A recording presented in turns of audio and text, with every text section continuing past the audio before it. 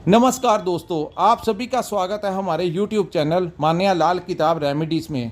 आज मैं आपके साथ बात करने जा रहा हूं मेष राशि के बारे में और आज का मुख्य टॉपिक होगा नवंबर 2024 का महीना मेष राशि के जातकों के लिए कैसा रहने वाला है।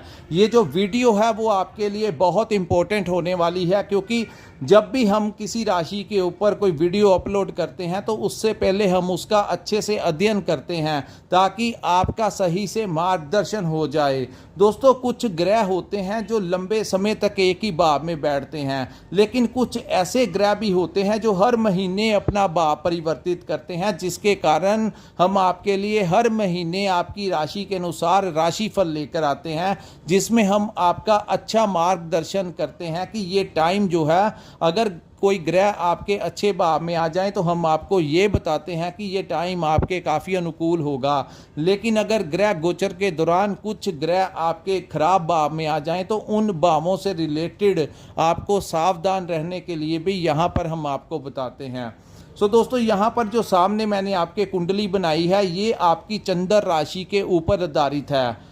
जहाँ पर 1 नंबर लिखा है और मेष लिखा है, ये आपकी चंद्र राशि मेष राशि की है। और यहाँ पर जो नवंबर के महीने में कुछ ग्रह ऐसे हैं जिनके गोचर से आपको बहुत ज़्यादा प्रभाव जो है वो पड़ने वाला है। आइए जानते हैं दोस्तों। सबसे पहले चंद्र राशि की बात है तो चंद्रमा के बारे में आपको थोड़ा सा बता देना चाहता हूं। हालांकि यहाँ पर ज़्यादा डिस्कशन नहीं कर सकते, क्योंकि हर 2.25 दिन के पश्चात चंद्रमा अपने एक भाव को छोड़ के दूसरे भाव में चले जाते हैं। लेकिन जिनकी जन्म कुंडली में चंद्रमा किसी अच्छे भाव में, मजबूत भाव में बैठे होते हैं, ऐसे जातकों का अपने मन के ऊपर बड़ा कंट्रोल होता है और ये भावनाओं में ज़्यादा नहीं बहते और अपने मन के अनुसार, क्योंकि इनकी अपने भावनाओं, अपने इमोशंस के ऊपर कंट्रोल होता है, तो ये कभी गलत डिसीजन जो है ज़िंदगी में बहुत कम लेते हैं, जिसके कारण ये अपना धन जो है वो बर्बाद नहीं करते। दोस्तों, जिनका चंद्रमा उच्च का होता है उनके पास लिक्विड पैसा बहुत होता है और वो अच्छी सेविंग जो है वो कर सकते हैं। और इसी के विपरीत जिनका चंद्रमा ही खराब होता है, ऐसे जातक जो होते हैं, इनका अपनी भावनाओं के ऊपर कंट्रोल नहीं होता और ये भावनाओं में बहकर अपना नुकसान कर जाते हैं। और अगर इनके ऊपर संघर्ष का समय आ जाए तो ऐसे जातक जल्दी भयभीत हो जाते हैं और संघर्ष जो है इनके लिए काफ़ी ज़्यादा बढ़ जाता है। चंद्रमा की बहुत बड़ी इंपॉर्टेंस जो है वो हमारी लाइफ में होती है। लेकिन यहाँ पर चंद्रमा देखना होता है कि जब आपका जन्म हुआ था तो चंद्रमा किस भाव में बैठे थे। कहीं उनके ऊपर किसी क्रूर ग्रह की दृष्टि तो नहीं थी या किसी नीच भाव में तो नहीं बैठे थे। ये सारी चीज़ें आपकी बर्थ चार्ट के अंदर होती हैं। उसके बाद मैं आपके साथ अन्य ग्रहों के बारे में बात करूंगा। दोस्तों, मैं आपकी राशि में गुरु जो है वो आपके धन और वाणी के भाव में बैठे हैं। यहाँ पर गुरु आपको पैसा तो देंगे लेकिन आप सेविंग नहीं कर पाएंगे। गुरु जो है मई 2024 को मेष राशि के 2nd हाउस में गोचर कर गए थे। जब से गुरु आपके दूसरे भाव में गोचर कर गए तब से आप देख लीजिए कि आपके पास पैसा आता तो है लेकिन वो खर्च हो जाता है। आप कोई ईएमआई में चला जाता है, कोई किसी जगह पर खर्च हो जाता है, लेकिन आपकी ज़रूरतें वो पूरी कर देंगे लेकिन आप सेविंग जो है वो नहीं कर पाएंगे। इसके लिए मैं आपको एक सिंपल सा लॉजिक बताता हूं। आप अपने परिवार में देखिए कि किसकी कुंडली में चंद्रमा जो है वो मजबूत है और गुरु जिनकी ऊपर गुरु की भी अच्छी दृष्टि है, अच्छे भाव में बैठे हैं, तो उनके अकाउंट में आप अपने जो पैसे आप जो कमाते हैं, चाहे आप अपनी नौकरी से या बिजनेस में जितना भी आप आमदन है वो उनके अकाउंट में कर दीजिए, ताकि आपके से अकाउंट के ऊपर इनका नेगेटिव इफेक्ट जो है वो ना पड़ सके। आज मैं आपको बताऊंगा, आप अगर अपना व्यापार करते हैं तो स्थितियां कैसी रहेंगी, अगर आप नौकरी करते हैं तो वहां पर परफॉर्मेंस कैसा रहेगा, आपकी सेहत कैसी रहेगी, आपके रिलेशंस कैसे रहेंगे, अगर आप स्टूडेंट हैं तो आपके करियर को लेकर ये टाइम कैसा रहेगा, अगर आप विदेश में रहते हैं या विदेश जाना चाहते हैं, तो इन तमाम पक्षों के ऊपर आज मैं आपके लिए बड़ी डिटेल में आपको बताऊंगा कि ये टाइम आपको कैसे निकालना है। सो दोस्तों उसके बाद हम बात करेंगे आप ही की राशि के जो स्वामी है मंगल ग्रह के बारे में। मंगल इस समय आपके नीच भाव में गोचर करेंगे। आप ही की राशि के स्वामी कर्क राशि में गोचर कर रहे हैं, जो कि उनकी नीच राशि है। तो मंगल का गोचर आपके 4th हाउस में है, यानी कि चतुर्थ भाव में। इस भाव को माता का भाव कहा जाता है। तो माता की सेहत के ऊपर, आपकी जो सेविंग है, उनके मेडिकल ट्रीटमेंट के ऊपर, उनके हेल्थ के ऊपर आपका अच्छा ज़्यादा खर्च जो है इस समय वो करवा सकते हैं। वहीं माता के साथ, आपकी मदर के साथ कोई मनमुटाव, उनका कोई आपकी बहस जो है वो करा सकते हैं। तो मंगल, आपको इन चीज़ों का थोड़ा ध्यान रखना होगा। दूसरा, इस भाव को प्रॉपर्टी का भाव कहा गया है। तो प्रॉपर्टी को लेकर कोई डिस्प्यूट हो सकता है। इस समय अगर आप कोई प्रॉपर्टी लेना या खरीदना चाहते हैं तो ये समय अनुकूल नहीं है, क्योंकि ऐसा हो सकता है आपके साथ कि आपकी जो प्रॉपर्टी है अगर आप बेचना चाहते हैं तो वो महंगी है, लेकिन कोई आपको कम दाम से खरीद जाएगा। बाद में आपको पछताना पड़ेगा कि ये इतने अच्छे दाम की प्रॉपर्टी थी और मैंने बड़े कम दाम में बेच दी। दूसरा, अगर आप कोई चीज़ लेना भी चाहते हैं, कोई घर खरीदना चाहते हैं, कोई प्रॉपर्टी खरीदना चाहते हैं, तो नवंबर के महीने में आपको थोड़ा सा धैर्य रखने की ज़रूरत है, क्योंकि यहाँ पर कोई महंगी प्रॉपर्टी आपको कोई सस्ती प्रॉपर्टी आपको महंगे दाम में बेच सकता है। बाद में आपको पता लगेगा तो बाद में आपकी सरदर्दी जो है वो बढ़ सकती है। सो हर हालत में, क्योंकि मंगल जो है वो भूमि पुत्र हैं और ये ऊर्जा के कारक हैं, सो ये अच्छे भाव में गोचर नहीं कर रहे। सो प्रॉपर्टी को लेकर कोई वाद विवाद भी आपका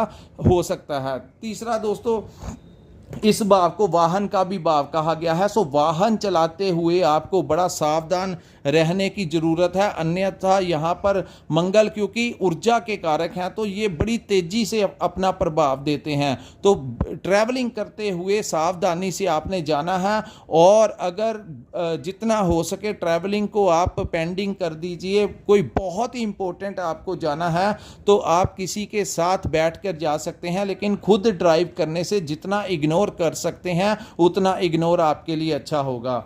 उसके बाद दोस्तों उसके बाद हम बात करेंगे केतु ग्रह के बारे में। केतु आपके 6ठे भाव में गोचर कर रहे हैं। दोस्तों 6ठे भाव जो होता है वो हमारे रोग ऋण शत्रुओं का भाव होता है। यहाँ पर मैं आपको रिकमेंड करूँगा कि आपको डेली रूटीन में एक्सरसाइज करनी चाहिए, क्योंकि 6ठे भाव में जब केतु होते हैं तो पैरों से रिलेटेड, आपकी जो टांगे होती हैं उससे रिलेटेड और डायबिटीज़ तक की प्रॉब्लम ये 6ठे भाव में पैदा कर देते हैं। तो मेष राशि के जातक जो हैं, इन लोगों को चाहिए कि ये लोग अपनी डाइट के ऊपर प्रॉपर ध्यान रखें और रूटीन में एक्सरसाइज करें, ताकि इनके हेल्थ के ऊपर, दोस्तों हेल्थ इज वेल्थ, अगर आपकी सेहत अच्छी रहेगी तो आप ज़िंदगी में कुछ भी कर पाएंगे, लेकिन अगर सेहत ही आपकी ख़राब हो गई तो बाद में आपके पास चाहे जितना मर्जी धन दौलत आ जाए, उसको आपके लिए वो किसी काम का नहीं रहता। तो यहाँ पर टाइम रहते आपको अपनी एज के अकॉर्डिंगली चाहे सैर करने जाइए, चाहे कोई व्यायाम कीजिए, एक्सरसाइज कीजिए, योगा कीजिए, किसी हेल्थ क्लब को ज्वाइन कीजिए, लेकिन ये टाइम जो है आपको अपने हेल्थ के प्रति अवेयर रहने की ज़रूरत है। सो नवंबर के महीने आप ये चीज़ें जो हैं जितना जल्दी हो सके उतना कर दीजिए।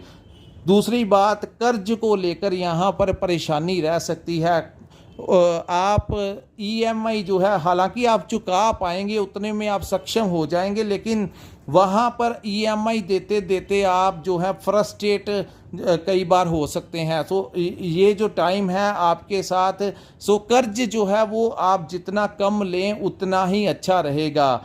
ये टाइमिंग जो है वो कर्ज लेने के लिए अच्छा नहीं है। उसके पश्चात दोस्तों शत्रु जो हैं वो आपको परेशान कर सकते हैं। अगर आप अपना व्यापार करते हैं तो वहाँ पर भी आपके कॉम्पिटिटर्स बढ़ सकते हैं। अगर आप जहाँ पर नौकरी करते हैं तो वहाँ पर इस समय खास करके नवंबर के महीने में, क्योंकि मंगल भी खराब हैं, आपकी राशि के स्वामी खराब हैं, दूसरा इस समय जो अवस्थाएं बनेंगी आपके खिलाफ कोई षड्यंत्र जो है वो हो सकता है, क्योंकि सूर्य जो कि हमारी रेपुटेशन के कारक हैं वो भी इस पूरे महीने में नीच भावों में गोचर करेंगे। हालांकि 15 नवंबर तक सूर्य आपके 7वें भाव में गोचर करेंगे, जो कि हमारे पार्टनर का भाव होता है। तो आप अगर किसी के साथ पार्टनरशिप में काम कर रहे हैं, वहाँ पर आपको सतर्क रहने की ज़रूरत है। आप किसी के कहने के ऊपर कोई बड़ा इन्वेस्टमेंट मत कर देना, यहाँ पर वो आपकी चलती हुई पार्टनरशिप को ख़त्म करवा सकता है।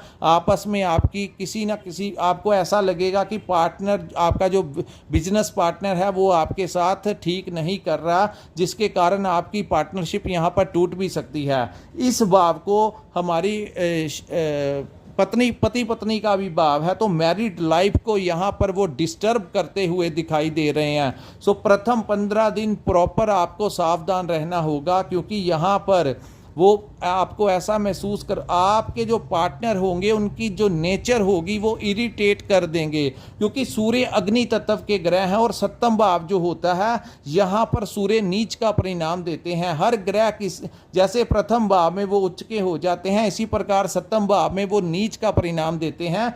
फिलहाल काल पुरुष की कुंडली में भी वो 7th हाउस में नीच भाव में बैठे हैं। इसके कारण आपको ध्यान रखना होगा, अपने पार्टनर के साथ किसी विवाद में ना जाइए, अन्यथा छोटी छोटी बातें जो हैं वो राई का पहाड़ बन सकती हैं और आपका डिवोर्स तक यहाँ पर करवाने की वो नौबत लेकर आ सकते हैं। सो कई बार ज़िंदगी में कुछ टाइम ऐसा होता है कि बाद में इंसान कहता है कि मैं उस टाइम ऐसे मैनेज कर लेता तो आज सिचुएशन वैसी ना होती। तो ये अग्नि तत्व के ग्रह हैं, आपको ऐसा महसूस करवा सकते हैं कि आपका जो पार्टनर है वो आपको सपोर्ट नहीं कर रहा, जिसके कारण आप इरिटेट जो हैं वो होते हुए दिखाई देंगे।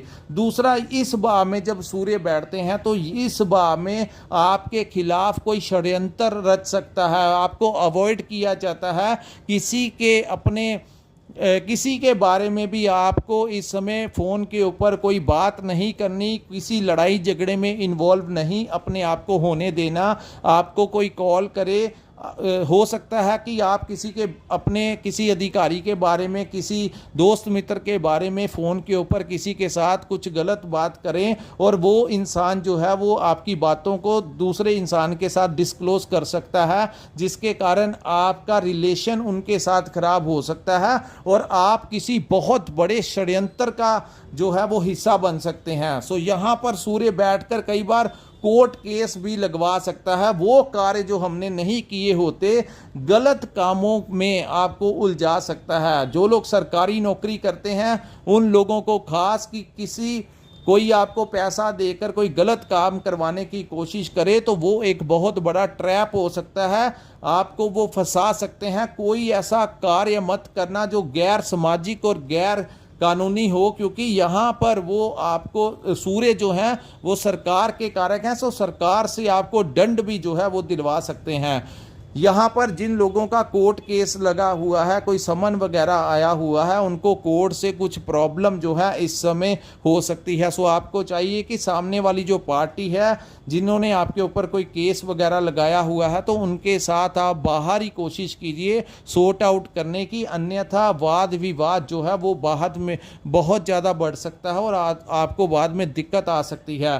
क्योंकि अगले साल मेष राशि वालों के ऊपर साढ़े सती का प्रथम चरण जो है वो लगने जा रहा है। सो कोई भी वैसे कार्य मत करना जो बाद में आपको लंबे समय तक पछताना पड़े। उसके बाद दोस्तों सूर्य जो है वो अष्टम भाव में गोचर करेंगे। यहाँ पर आपको अपने पिता की जो है हेल्थ का ध्यान रखना है, उनकी हेल्थ के ऊपर कोई खर्च करवा सकते हैं, पिता के साथ कोई वाद विवाद क्रिएट करवा सकते हैं। बुध जो कि व्यापार के, हमारी वाणी के कारक होते हैं, तो वो भी अष्टम भाव में इस महीने बैठे रहेंगे। उसको सूर्य और बुध जो है यहाँ पर बैठने से उन लोगों को फ़ायदा होगा जो लोग रिसर्च आए दिन कोई ना कोई खोज करते हैं, इन्वेंशन करते हैं, टेक्निकल लाइन के जो लोग हैं। ओवरऑल देखा जाए तो अष्टम भाव में जब सूर्य आते हैं तो 15 नवंबर के पश्चात वो आपके ऊपर अष्टम भाव जो होता है सूर्य यहाँ पर नीच का परिणाम देते हैं, क्योंकि ये काल पुरुष की कुंडली है। तो सीधा सीधा जब वो वृश्चिक में जाएंगे और बुध भी उनके साथ है, तो इस पूरे महीने में मेष राशि वालों को बहुत ही ज़्यादा सावधान रहने की ज़रूरत है। कोई बड़े षड्यंत्र का हिस्सा मत बन जाना, कोई ऐसा कार्य मत कर लेना, कोर्ट केस ना आपके ऊपर लग जाए, कोई भी गलत कार्य नहीं करना है आपने। कोई लड़ाई करने अगर आपका बॉस आपको कुछ कह दे तो चुप करके ये टाइम जो है आपको निकालना होगा। हालांकि मेष राशि के जातक जो है ये मंगल के अधीन की राशि आती है, ये किसी की बात जो है वो बर्दाश्त नहीं कर पाते, लेकिन कई बार हमें टाइम के अकॉर्डिंगली ही चलना पड़ता है, फिर ही जाकर हम स्थितियों को मैनेज कर पाते हैं। तो मैं बार बार आपको कह रहा हूं कि ये टाइम आपको जितना बचाव आप कर सकते हैं अपनी हेल्थ से रिलेटेड, शत्रुओं से रिलेटेड, कोई कर्ज नहीं लेना, किसी को पैसा नहीं देना, कोई बड़ी इन्वेस्टमेंट नहीं करनी। ये नवंबर के महीने में आपने कोई बड़ी इन्वेस्टमेंट नहीं करनी, किसी को उधार पैसा नहीं देना, किसी से जितना आप इन चीज़ों से बचा के बिना लिखित पढ़त कोई एग्रीमेंट साइन नहीं करना। तो इन चीज़ों से जितना आप बचाव अपना कर सकेंगे उतना करना, और अपनी वाणी के ऊपर कंट्रोल रखना। ये ना हो कि आप उग्रता के साथ किसी से बिहेवियर ऐसा कर दें जिससे आपके रिलेशन ख़राब हो जाएं और बाद में वो इंसान आपके ऊपर हैवी होने की कोशिश करे, क्योंकि टाइम आपका फेवर नहीं करेगा। सो इन चीज़ों से आपने अपना बचाव करके ही चलना है। उसके बाद हम बात करेंगे शुक्र ग्रह के बारे में। शुक्र दोस्तों आपके इस समय आपकी पूरी सपोर्ट करेंगे, क्योंकि शुक्र आपके भाग्य भाव में बैठे हैं। सो जिन लोगों का इंपोर्ट एक्सपोर्ट का काम है, कोई जो लोग सोशल मीडिया के साथ जुड़े हुए हैं, जिन लोगों का किसी भी प्रकार से विदेश भूमि के साथ जिनका काम है, वो लोग जो हैं वो ठीक सरवाइव कर पाएंगे, उनके पास पैसा आएगा और अच्छा खासा धन जो है वो लोग कमा पाएंगे, क्योंकि शुक्र एक ऐसे ग्रह हैं। शुक्र और शनि इस समय आपकी सपोर्ट करेंगे। अन्य ग्रह जो हैं वो इस समय आपका फेवर नहीं करेंगे, लेकिन वो अन्य ग्रह जो हैं वो 1 महीने के लिए आएंगे, और 1 महीना ही तो आपको सावधानी से चलना पड़ेगा। शुक्र इस भाव में आने से यहाँ पर वो आपके भाग्य का सपोर्ट आपको मिलता रहेगा। यानी कि आपका अगर कोई काम अटका हुआ है, कोई पेंडिंग अवस्था में चल रहा है, तो इस समय अगर आप प्रयास करेंगे तो वो आपके काम होते हुए आपको दिखाई देंगे। शुक्र इस समय आपकी पूरी मदद करेंगे, आपकी हेल्प करेंगे। आपका अगर आप लव लाइफ में हैं तो वो ठीक रहेगा, लेकिन वहां पर भी सूर्य वाद विवाद का कारक बन सकते हैं। सूर्य दोस्तों बहुत ज़्यादा इस समय अफेक्ट जो है वो मेष राशि के ऊपर करेंगे, और यहाँ पर मायने ज़्यादा ये रखता है कि आपके ऊपर किस ग्रह की महादशा और अंतरदशा चल रही है। वो ग्रह जिस भाव में बैठे होते हैं उन भावों से रिलेटेड ज़्यादा परिणाम देखने को मिलता है। फिर भी मैं कहूँगा जितना बचाव कर सकते हैं उतना आपको करना चाहिए। उसके पश्चात दोस्तों शुक्र जो है वो आपकी सपोर्ट करेंगे, और शुक्र की 7वीं दृष्टि जो है वो आपके 3rd हाउस के ऊपर पड़ेगी। इस समय कोई दोस्त मित्र आपकी मदद कर सकता है। यहाँ पर आपके व्यापार में कोई नए क्लाइंट्स आपको दे सकता है। अगर आप नौकरी करना चाहते हैं तो यहाँ पर शुक्र जो है वो आपके कोई मित्र आपकी सपोर्ट कर सकता है, आपको नौकरी लगवा सकता है। अगर आप कहीं पर ट्रांसफ़र लेना चाहते हैं तो किसी मित्र, किसी पुराने जान पहचान वाले किसी मित्र की बदौलत आपकी वो पूरी सपोर्ट, इस समय कोई दोस्त मित्र ही होगा जो आपकी सपोर्ट करेगा। बाकी चीज़ों से आपको सावधान रहना होगा। उसके बाद हम बात करेंगे दोस्तों, ये कर्म भाव है और मंगल की एक दृष्टि यहाँ पर पड़ने से जो व्यापार होगा उसमें मिला जुला सा ही आपको मिलेगा। यानी कि मेहनत जितनी आप करेंगे उतना ही आपको मिल पाएगा। सो ये एक टेम्परेरी शॉर्ट टर्म पीरियड है, ये निकल जाएगा। सो उसके बाद हम बात करेंगे शनि के बारे में। दोस्तों शनि जो है वो आपकी सपोर्ट करेंगे। शनि 15 नवंबर को यहाँ पर मार्गी अवस्था में आ जाएंगे, और शनि अपने ही भाव में बैठे हैं। ये भाव जो होता है वो सोर्स ऑफ इनकम का भाव होता है, और शनि जैसे ग्रह जब यहाँ पर बैठते हैं तो आपसे मेहनत भी करवाते हैं, और दूसरा आपका कोई दूसरा रास्ता भी खोलते हैं।